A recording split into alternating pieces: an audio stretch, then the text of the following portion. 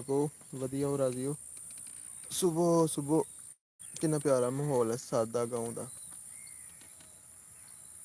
बहुत ही इंजॉय वाला परिंदे अल्लाह ताला दी सिफतो सना कर रहे हैं। और ये देखो कितना प्यारा मौसम है। और मुंजियाँ भी माशाल्लाह बिल्कुल पक्कन ते आईयां हुई ने अल्हम्दुलिल्लाह। देखो कच्चे रस्ते गाँव दे, पिंड दे पुराने रस्ते और परिंदे अल्लाह ताला दी सिफतो सना करदे हुए सुबह सुबह। बहुत ही प्यारा सादा माहौल बिल्कुल। और इंशाल्लाह बादल भी छाए हुए ने, अल्लाह करे बारिश पै जाए इंशाल्लाह, क्योंकि बहुत सख्त ज़रूरत है बारिश की। एक तो मौसम चेंज हो जाएगा, गर्मी का जोर बिल्कुल टुट जाएगा। और फसलों वास्ते भी बहुत ही ज़्यादा शिद्दत के नाल ज़रूरत है। और महंगाई इन्नी हो गई हुई है कि मुल पानी नहीं लाया जा।